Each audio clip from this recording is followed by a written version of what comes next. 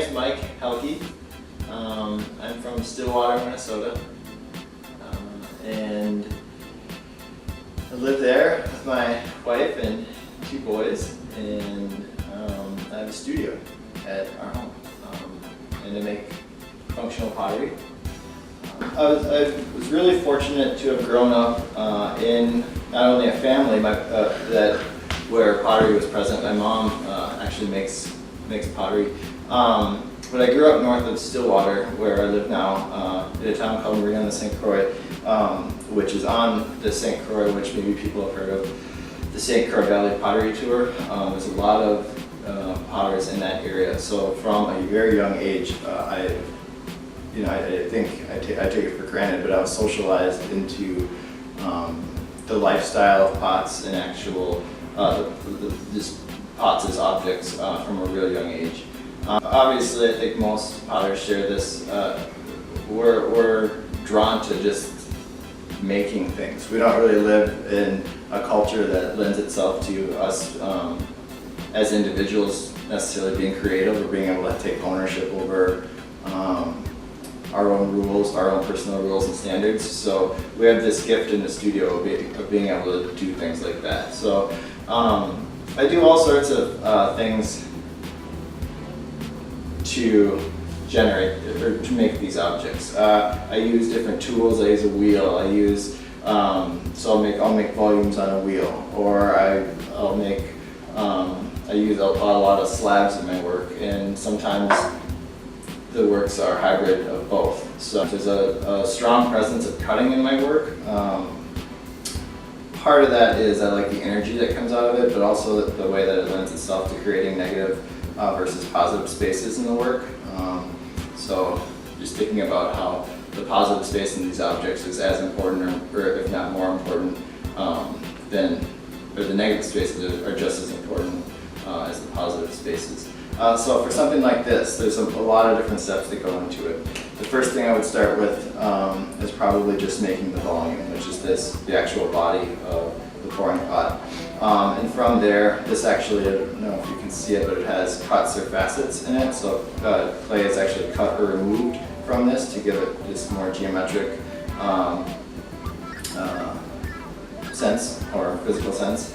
A slab's added, handles are added, a rolled spout is added, and even feet are applied to the bottom and then cut to give it a more defined shape.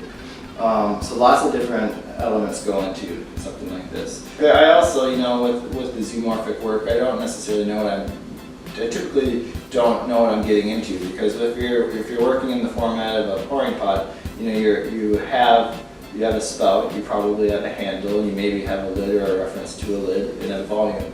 But with the zoomorphic pieces, it's a little bit more open to possibilities. Not that this isn't open to possibilities, but it's an easier space to explore or just wonder or wander. About 5 years ago, my wife and I, at our old home, we started a kitchen remodel, and we, for various reasons, decided to do the remodel on our own, just the 2 of us. And I really had no experience, and for obvious reasons, I'd stayed away my entire life from saws.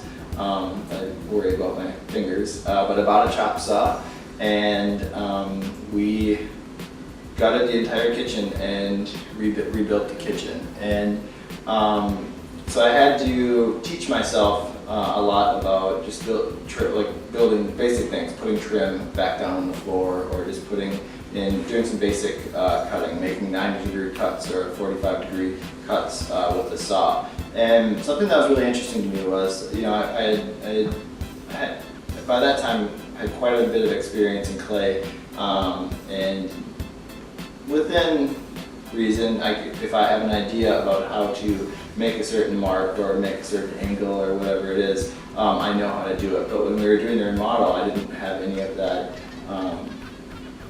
knowledge. I didn't know how to do everything. And it was really interesting to me how narrow, and pared down everything was because of that, just the way that I built the trim, or just any of the moves made in the kitchen. So after that, I had taken, I was teaching as well during that time, so I took a little bit of a break from the studio. And after the remodel, I went back into the studio and just gave myself a little assignment, just trying to think about that and pare things down, like the amount of moves I can make on a pot. So maybe I only give myself 5 minutes to make it on the wheel, or only use one tool to make it, and I really did that. I did various things to just limit the amount of things that I could do, much like what was happening in the kitchen. And it was really interesting. The work started getting much more basic, much more pared down. That's when the negative space really started having an emphasis in the work, or an equal emphasis to the positive space, because all of a sudden the pots were so simple that that space became really important. And that also aligned at that time, in class we were talking about Henry Matisse and looking at the cutouts, and how that was very much a real pared down point in his career, or in his work.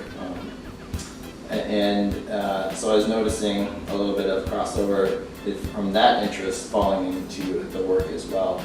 So although this is quite a few bodies of work removed from that, there's still that that sense in the work, and that just real distilled down approach to making things in all of these works. So this show has the works that I brought down to AKAR today they're all recent works, and there's the stoneware works, there's earthenware works, and it's a wide span, and it's reflective of how I work. There's moments of restraint, and then there's also moments of more spontaneity, more exploration, and more risk. So I would say that there's those two sides, and there's works in between as well.